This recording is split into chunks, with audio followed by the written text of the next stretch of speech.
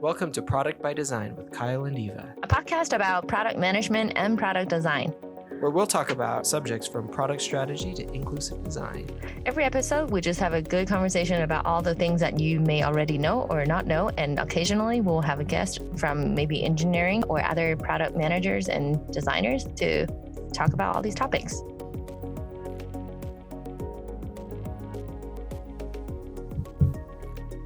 Hello. This is Product by Design, a podcast with Kyle and Eva, and welcome to our first episode. We're here talking about, you probably guessed it, product and design. And we wanted to get things started by talking a little bit about what this podcast is going to be about, a little bit about our backgrounds, and just some of the things that interest us right now in product, user experience, design, and everything that's going on. And yeah, so welcome. I'm Kyle. I am a product leader and a longtime product manager. And we also have Eva, who is a lead designer. Eva. Hi, this is Eva. And like Kyle said, I work as a lead product designer with Kyle, actually. And yeah. So Eva, tell us a little bit about kind of your experience. What was it that you were doing before you got into product design, and then how did you get into product design? Let's see. How far back do we want to go? All the way back. All the way back, 1991. But it all began. But really, it all began back when I started putting stickers on all my drawers and stuff. And I mean, really, as a child, I liked art and fine art more. But then, so I went to college for fine art. Actually started with painting. Eventually, I was just like, design sounds a lot better. And I actually graduated with a BFA in graphic design. And I think that's how a lot of people get started. And even though nowadays I feel like you can really come in from all different directions or angles into UX or design, it's a lot easier nowadays to do that. But I started with a graphic design background and went into paper product design, which is very interesting, not even on a computer. And it's in the craft industry, which I was like, this is cute. This is cool. But I didn't really relate to that industry. And then after that, I started as a web designer. And that was kind of the first try in, the adjacent field in web design. And there's definitely UI UX involved in that. But from there, I then went into product design. Nice. So what has been kind of your favorite part of product design so far, or some of the favorite moments of your career? I guess like when people get really confused or get really worked up about certain part of design and they come over and have a conversation about it. And then we get to share the different perspective of why I make certain decisions. And then sometimes it's like, oh, the users need this particular thing to do this, and the business, requirements might not paint that exact same picture. And then, so when those kind of conversations happen, I feel like we can, then come together and educate others about what their users need. So I really love those. What about you? So I guess as far as some of my favorite moments in my product career are probably something similar. When people finally have like those aha moments about yes, we need product, whether that's product management or product design, like user experience in what we're doing. And like whether that's the business partners or stakeholders, when they just have like the realization that, wow, you're adding just a ton of value to what we're doing. How do we get more of that? And I have had a bunch of those over the course of my career, and those feel like they're the most validating moments when people actually realize like, wow, I somewhat understand what you're doing, and I want more of that. We had that happen just last week actually, with when one of the groups that we work with fairly closely at our organization came to me and wanted to know, how do we start hiring product managers, or how do we start hiring a product manager specifically for our group? And, what are some of the things that we need to look for and be thinking about? And it was like, yes, this is so validating. you you have seen the value, and just seeing that, not just at our organization, but at other organizations, just as people see that value that product management, product design can bring, and realize that this is a thing, and they want it, and they want to bring it into their departments or their groups. And I think those are the most validating parts for me. It's the enlightenment that they have been waiting for, and you delivered for them. Exactly. Yeah, we might be going a little backwards, but can you tell us a little more about your background, how you got into product? And I know you have been in product a lot longer than I have been. So why don't you tell us a little? Yeah, we'll go way, way back. So I got into product even before I graduated from college. That's when my product experience really started. And I didn't even realize it at the time, that I was essentially doing product management in my role in college, where I was working with a lot of our developers in putting together software and tools for students on campus, for faculty who are using the computer labs and using the computers all across campus. So I was working with our development team, and then also working with our students and employees and faculty in kind of bringing all of those things together. And being kind of in the middle of that was just, I loved it. It was one of the coolest jobs that I could have imagined. Had no idea what it was, or that it was essentially kind of a product role.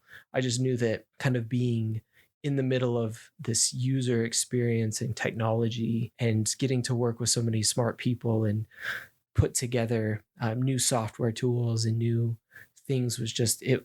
I loved it. And I would tell people, like, when I graduate, I don't know what I'm going to do, because I don't think I'll ever find a role as cool as what I'm doing right now. And so little did you know, right? Little did I know that, and I don't know how I fell into it, but somehow, some way, I fell into a product manager role at a financial company.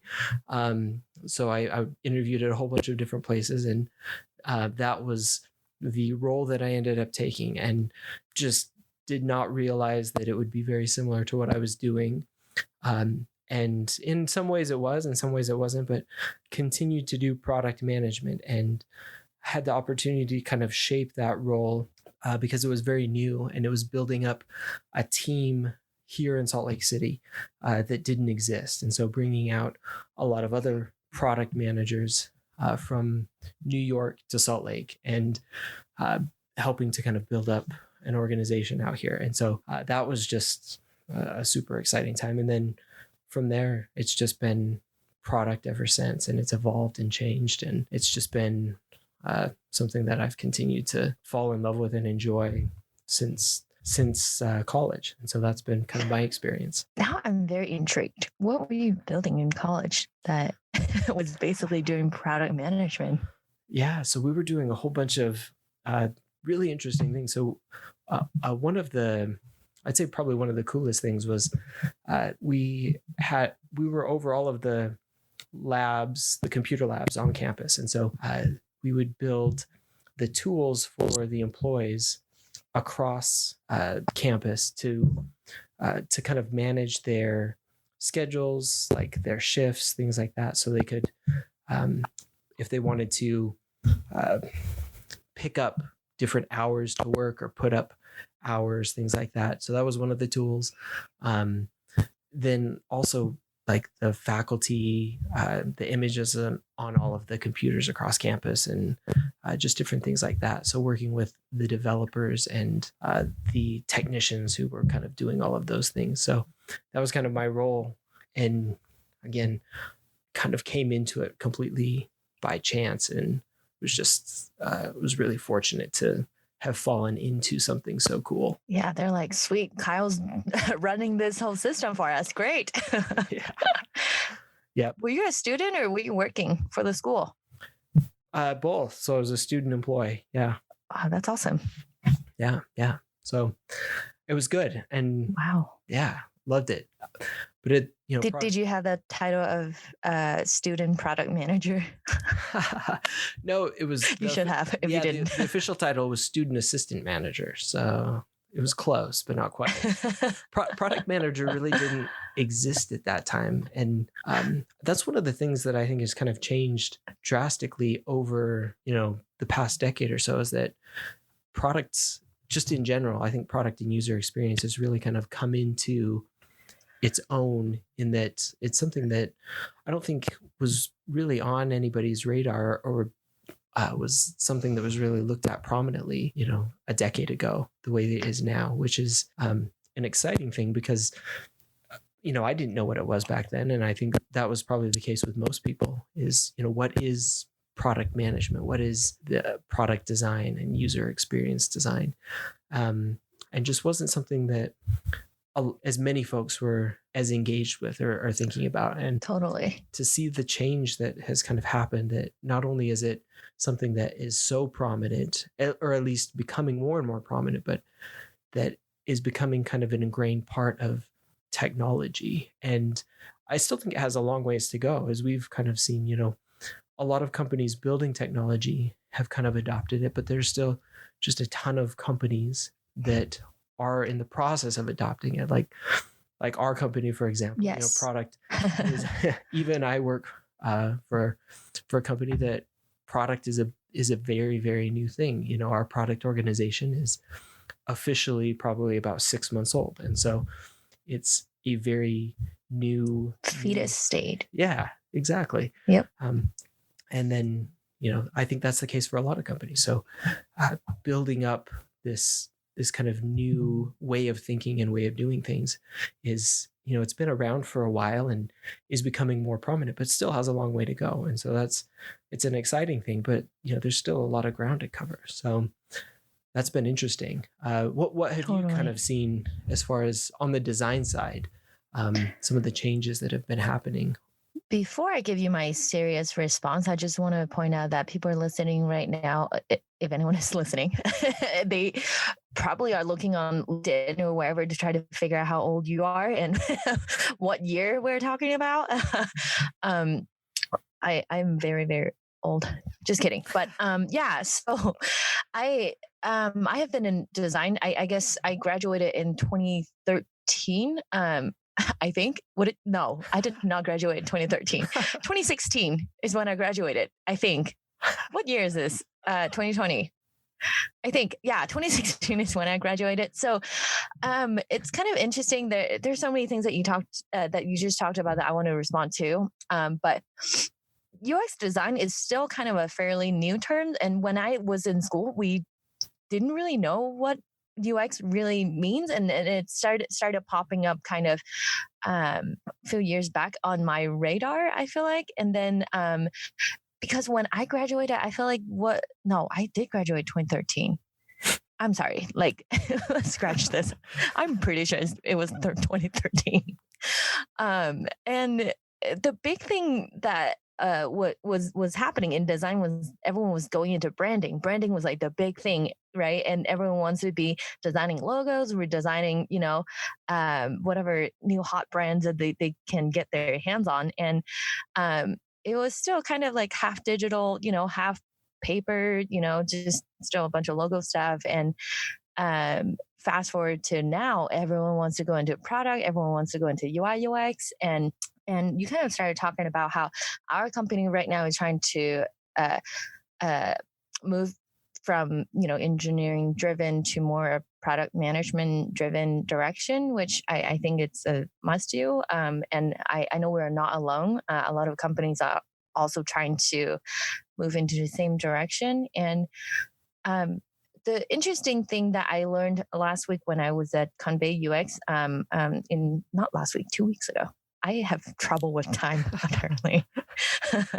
So one thing, I am so sorry, I cannot remember the speaker, but someone pointed out that a lot of startups are very successful very quickly is because they hire a lot of design minded individuals, even though their role is not directly in like doing activity in the design realm. Like you can hire, a design minded product owners nowadays a lot easier versus like 10, 20 years ago. And that is something that I think people are taking more seriously of what the users actually want. And I think there are a lot more products that are directly consumer facing versus, we're not just building product for another, uh, enterprise or, B2B type of products. So I think the users definitely come into everyone's mind a lot more, which is very interesting.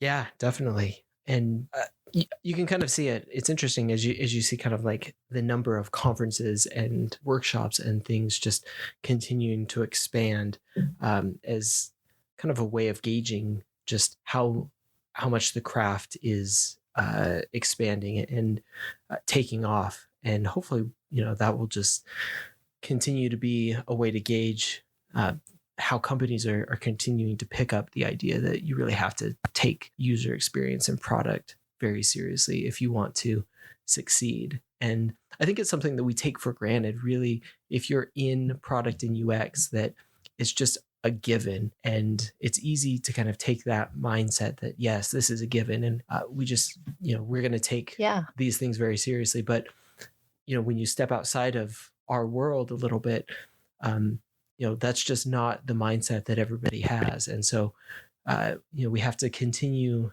to help drive that forward and push everybody forward in having that mindset of what's the user experience like? What is the overall product experience like? And how do we help everybody not just look at, kind of things in isolation or, we're going to do this project and be done. But what does this holistic thing look like? And how are we going to make this sustainable and usable and the right experience and the right business value to make this the right thing to do strategically? And it's a shift, and it's a big shift for a lot of companies and organizations in a way that I think we can take for granted easily if we've been doing this for a long time. Totally. And to your point of not working on something in isolation too, is that's why I really like my job too, is because I don't have to have all the answers. And most of the time when we do testing, user research and all these tools that we have and methods that we have is to find the answers from our users, not so much like, shut the door and let's crank out something that we think is the perfect answer. And I think that's a mentality that we're still trying to educate others, is that we might not know the answer now, and we that's why we need to test, we need to ask. And it sounds very much like, oh, what do I pay you for? But that's exactly what you're paying for, is that I can help you to find the answer and help you to get actual qualitative and quantitative data to make sure we're building towards an actual problem, not a problem that we think the users are having. And so and another point I want to bring up also is that, and the term design, I think it also now means very different things than what it used to mean. And it's not so much just visuals anymore. Like I said, 10 years ago, when we talk about design, people immediately think about like, oh, you're designing, drawing and doing a lot of graphics and stuff and branding, lettering, all these, visual stuff. But now everyone on the product team is in a way a designer, that you are putting a part of your, solution into the product that will end up crafting that experience for your user. And me as a designer, I'm not even doing a lot of, strictly visual stuff anymore. And I think that's also a very interesting change in how, we understand the word design. And I tell, engineers all the time too, is that I am, design is in my title, but you are actually designing a lot of how these behind the scenes moving pieces, how they function, and even the architecture. You design the architecture that drives, the actual product too. So yeah, I think that's a great point. And how that just design in general, that term has kind of changed, and product in general, like those terms and definitions have just taken on so much more significant meaning than they have in the past.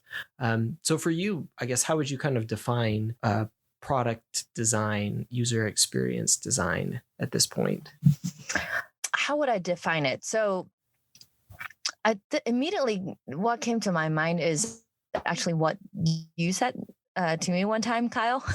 And I'm going to use your answer to answer your question. But what came to mind was one time you said that it doesn't matter how we built this product, doesn't matter how we come up with a solution, there will be an experience that come out of it. So it doesn't matter how much effort, how much, resources we want to dedicate into it. There is that user experience. And I think, like, if we were talking about specific to my role as a product designer, how I see product design is to really making sure we are crafting this experience, targeting what the users need. I hope that is what you're looking for. So yeah, that is how I see it. And I'm curious too, like, how do you define product management or product design? If you have any thoughts on that. Well, I think you've got it pretty much nailed down for like what product design is. And I think that really goes to the whole point of product management as well, is what is the holistic experience that we're creating? And then how do we create the right experience and the right product that delivers value for the user and for the business? And I think that's kind of what the role of a product manager, a product designer, and really a product team is ensuring that we're creating the right thing and doing it in the right way, so that we're delivering the value that we kind of talk about. Because like you said, one way or another, we're creating those experiences, and we're either going to create bad ones or we're going to create good ones. And so ensuring that we're doing the right things is just such a huge part of what the roles entail. And then ensuring that we're ultimately delivering that value. One thing that I used as an example just a couple days ago, feels like time is just, what is time anymore? Anybody listening to this in the future, we're a few days into we're in an apocalypse. Yeah, basically. the quarantine apocalypse, where time just feels like it's all relative at this point, and don't know what days are, what years are. 1 year. Yeah. And that's about what it feels like anymore. It's like, it could be a Friday, it could be 2020, it could be 2015. There's just no way to tell anymore. But I can confirm that I did graduate in 2013. I just did some calculation in my head. We've done the research now, and we can confirm that. Yes. Nice.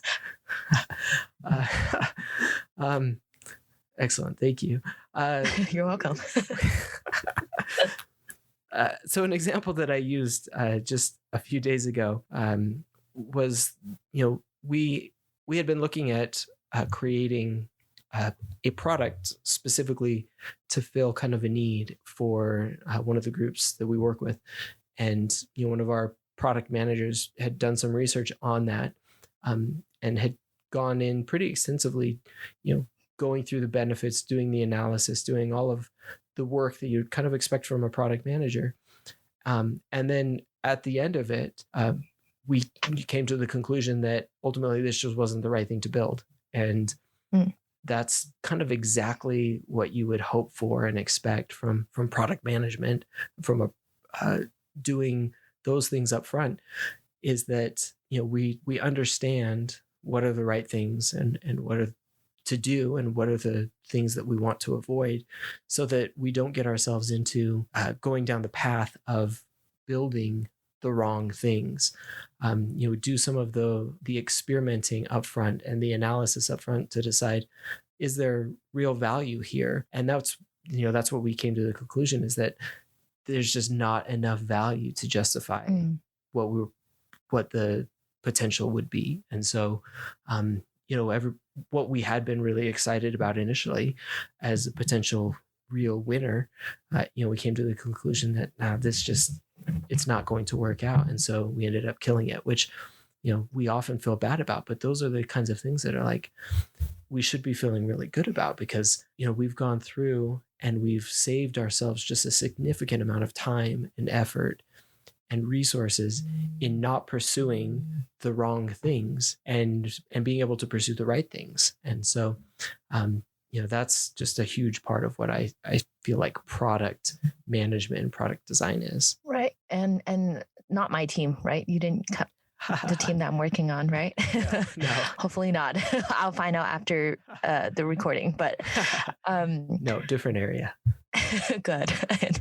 But I want to add to what you're saying about basically our delivery is we need to mean something to the business, right? And the one thing to bring it back to design again is that a lot of people still think that product design or even UX in general, the mission is, to make sure your users feel good and, be happy. And I always want to remind people, like, no, we don't just stop there. And users liking their product, if it's a consumer facing product, then people will, stay in the subscription, that generate revenue, right? That means something to the business. It's not just about feeling good and we stop there. No, it's not just that. And I think this kind of dives into one of our questions is that what is challenging moment in your career is, I want to say, sometimes we know we're doing the right thing, but then it's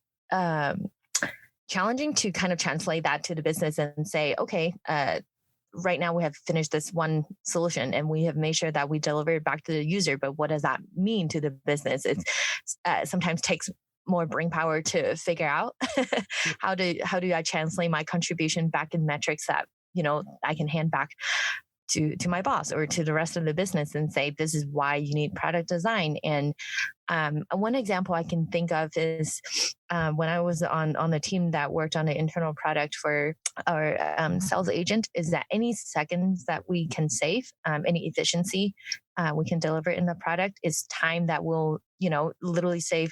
Then at the end of the day, they can get on another call faster, whatever, that looks like. But keeping track of that metrics sometimes is a big ticket item that I have to make sure I, get that done. So then at the end of the day, we can say, okay, the product design team can deliver this impact for the business, and so that we can get more resources to, and invest it back in the product design team. And I think not just product design team, I think as product team as a whole, we are all trying to show the business that, yeah, we're very helpful. We can deliver, dollar amount back into the business. Do you agree with that? Yeah, definitely. And I think that's such a huge part of being able to show what the value is. There's kind of a quantifiable part of it, is how do we quantify, some of the things that we're able to deliver and show that value. And then also, what's the unquantifiable part, and how do we kind of craft the narrative around that so that, people can understand that there's parts as well that we may not be able to put necessarily numbers or metrics around, but there's significant value there as well, and be able to tell the story with both the data as well as the narrative. And so it's such an important part of helping everybody understand what it is we're doing. And I think that goes beyond just, product teams in general, but goes all the way to the products as well. Right. How do we show the value of these things that we're doing, both with, the metrics and numbers, and also with the story. Now I just keep thinking about how how did this all happen, that somebody decided to have Siri to tell you, oh, you're good looking today, or to be able to tell a joke. And those are delightful features that I don't think a lot of, business would say, oh, today we're going to have a discovery meeting, that will deliver $1 million per, year in revenue by Siri telling a joke. But I do think there's a lot to say about helping the user to fall in love with your product and turning that into less, not just, okay, now you can schedule an event on your calendar. That's the end of it. I think there's a lot to say about those delightful features that we can also put in the product too that seems intangible in the grand scheme of capturing metrics to improve the business? But and I know that on our team we try to do those things, but what are your thoughts on those delightful moments for the users? Just how we can convince the business to invest in those. Oh man, that's a great question. It's a level 100 question, I feel like. Yeah. I think that they're really important, for one. And how do we start to separate and prioritize some of those? And that becomes like a really difficult question. And probably my answer would be it's going to depend. So classic product answer is it depends. Yes. And in one, I think back to some of the products that I've had the chance to work on in the past, and those we've kind of been looking at those in a variety of different ways, and there was one I'm thinking back to, a few years ago, to a product that we were working on for a university, and creating an online assessment experience. So not something that is like particularly enjoyable, but how do you make it better for everybody involved? And there are certain things that are kind of functional level, so you have to have them there for students and faculty so that everybody can do what they need to. But then also, how do we just make this more enjoyable? And there's different levels of that, where there's certain things that you can do that don't require either a ton of effort, and you're able to get them in with other things that are going on. And then there's certain things that you kind of look at as, we're working on, kind of these levels of functionality, but these other things would also just bring so much benefit based on the conversations that we're having, the things that we're doing. And then as you kind of start to socialize that and get feedback, kind of as a product manager, you're able to understand where some of those things would fall and the benefit that you'd feel like you'd be able to get. And a lot of times I don't feel like you're able to necessarily quantify that in a specific way, other than kind of just based on all the knowledge that you're able to gather. And so and that's kind of part of, I'd say, more of the art of what you're doing than necessarily the science, is being able to make some of those decisions around, here is things that we think will really add value to the overall experience. And that's why I think it's so important to have autonomous teams that are able to make those types of decisions and create the products and the experiences that they feel like are the best for their users. Because if it's completely dictated from people just who aren't as close to the product and as close to the users, then you don't have the ability to kind of make those decisions. And I think products that are like that tend to suffer, because teams and product managers and product designers who are able to do that are able to take those types of chances and gather the information and make those decisions, are able to just make better decisions, because they're on the front lines, they're talking to users, they're gathering the data, and then they're able to take those types of chances, and I think just improve the experience. And so I think part of it is being able to do that, and then be able to make those types of decisions without necessarily having to justify it in a way that they have to convince everybody that it's the right thing to do before they go out and do it. I think there needs to be a level of autonomy that they're able to make those types of decisions and do those types of experiments, and then prove out that it is either the right thing or they need to move in some sort of other direction, rather than going fully into some of it. So I think that's kind of one of the ways to start to prove those things out.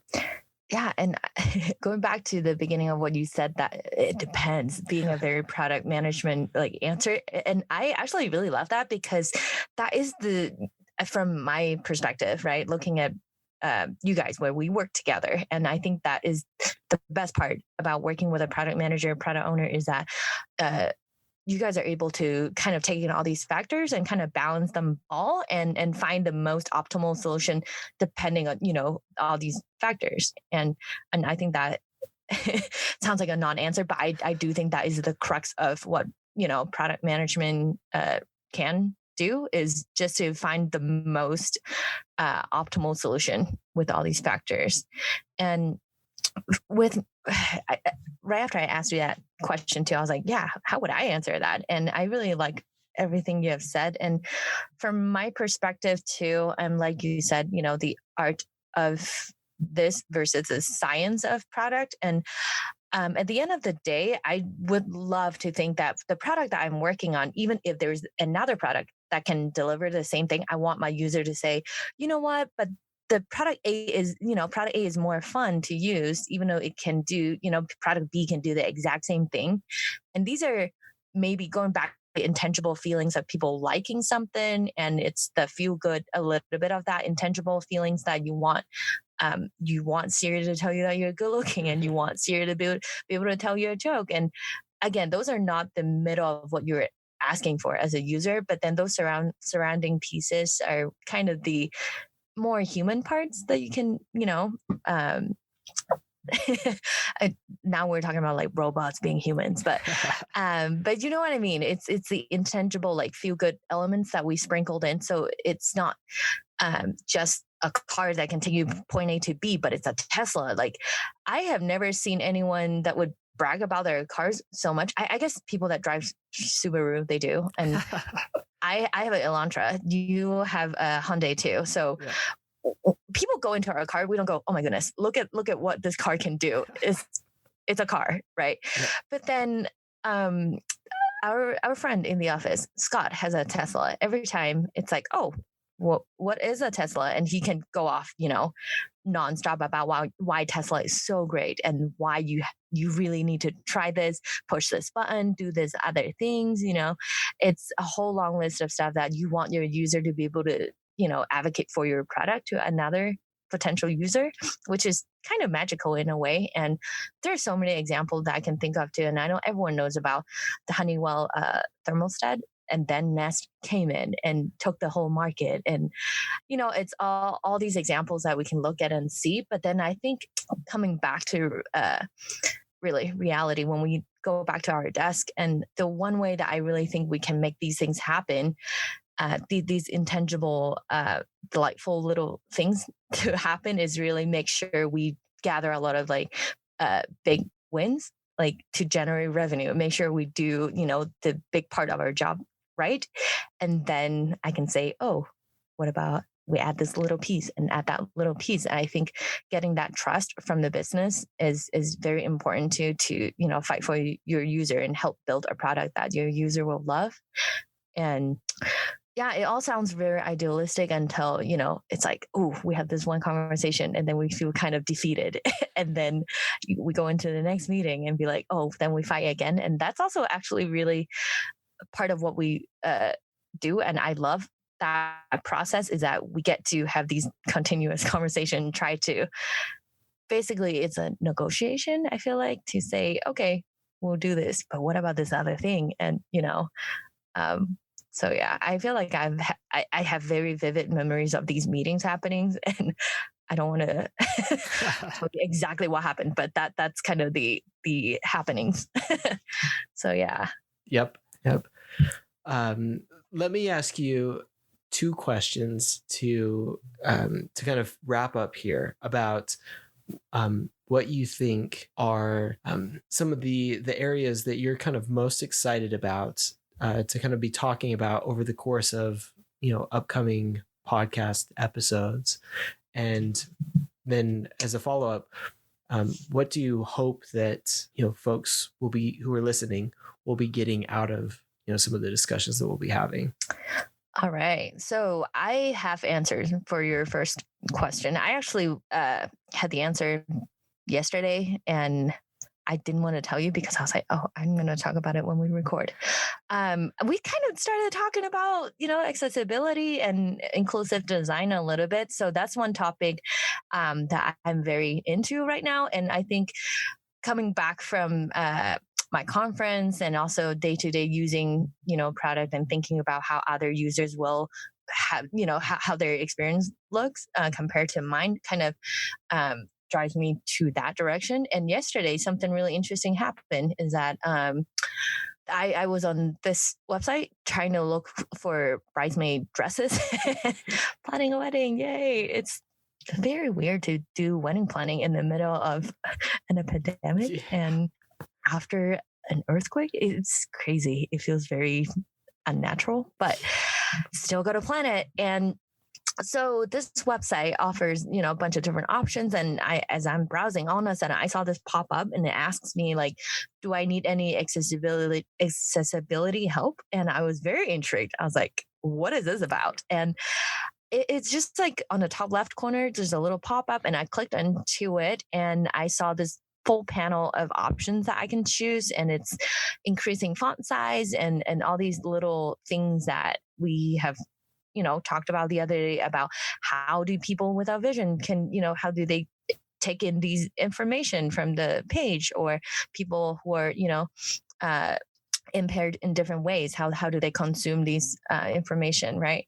So yeah, we'll definitely talk a lot about those because this is such a big topic and there's so many degrees of accessibility that we can talk about. And it's not just going up and down, it's also left and right. Like there's so many ways to cut this cake, I feel like. And so yeah, I'm getting really worked up about this now, but I'll leave my excitement for next time when we talk about this. And actually, before I answer your question, I want to hear what you're excited about. What kind of topics, hot topics for project management? Yeah. Oh my goodness. There's so many topics that I'm excited about. And in typical product manager fashion, I guess, we just love talking about stuff and talking about everything. I guess one thing that has been kind of top of mind, a couple things top of mind for me. One is using data just better, more efficiently across everything that we're doing. How do we do that better, and how do we do it right? So, there's the idea of kind of product ops is becoming more and more prevalent. So how do we kind of incorporate that either in an actual role or just more across what we're doing as product teams? And then how do we ensure that we're also not getting caught in the trap of overuse of data, which interesting. Yeah, I feel like can be it's kind of the opposite side of it too. So like, what's the right balance of getting the right amount of data into what we're doing, but then also getting the right data into what we're doing and into our decision-making process. So that's one area. Like you touched on the idea of accessibility and inclusivity. How do we ensure that the products and experiences that we're doing are right for everyone, and that we're taking that into account? I think it's very easy to overlook different groups, and so ensuring that we're not doing that as we're creating our products and experiences. And I'm excited. I feel like that's going to be at least one episode, if not more. So we'll be, hours. Yeah. Yes. Well, it'll be one episode cut into like multiple parts or segments. That'll be a great one. And then product, what I call product thinking or product mindset. Like, how do we really just take into account the holistic mindset of product and get out of the thinking in terms of silos and in terms of kind of discrete projects, and get into thinking about holistic products and holistic experiences and long-lived products, essentially. And so that's a huge thing for me that I think about all the time. I've written about, and so that's, I think, going to be a big topic that I'm excited to talk more about. I feel like we just kind of went through like the next like 30 episodes of what we can talk about. And I also want to point out the two words that you said, accessibility and inclusivity. Wait, what did you say? Yeah. It's funny that those two words are very, very inconvenient to say. they're very not a good experience for for people that don't use those words. And yeah, accessibility is fine, but inclusivity. Yeah. Yeah. No, that's I good am point. a ESL, so it's kind of funny. It just how those words become the word that we use to describe helping other people to get,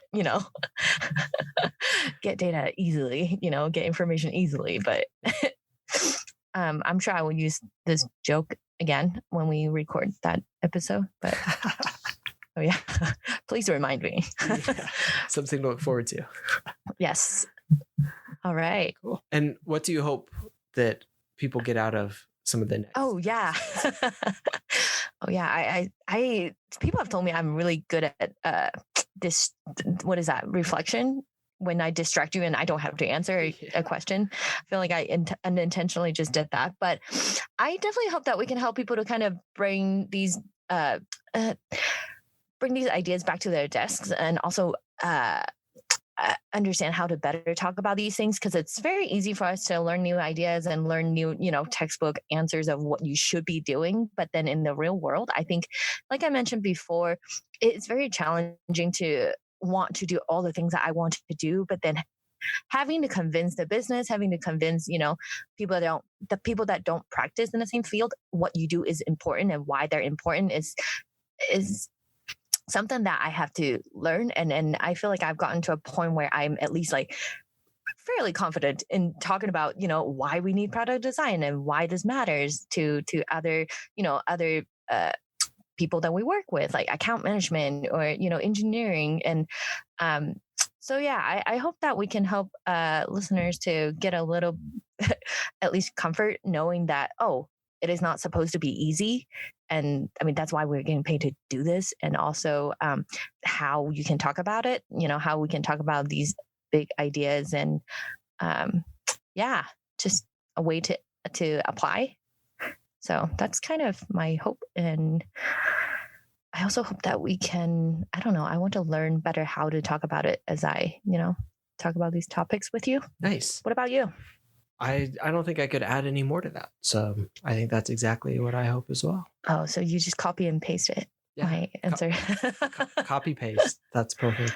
Yeah. Oh man, this reminds me. I always go into tangent, and now I want to bring up the inventor of copy and paste passed away like last month. R.I.P. Larry, was that his name? What was his name? We should know it. I feel like I should know.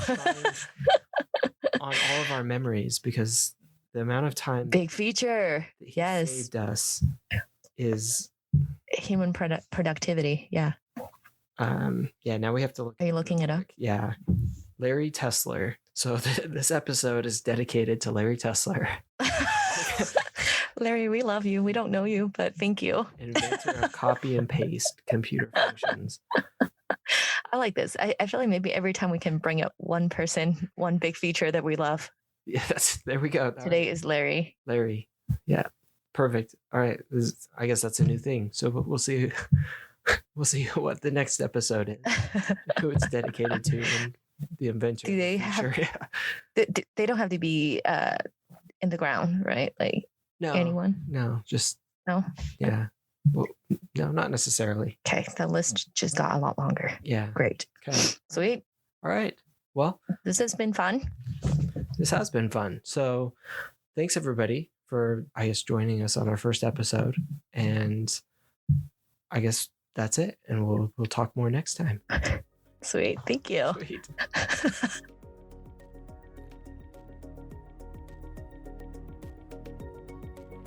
Thanks for listening. If you enjoyed this episode, be sure to subscribe on your favorite podcast app. You can find out more about us and our podcast on our website at productbydesign.co. You can also follow us on Twitter at prodbydesign. That's at prod_by_design.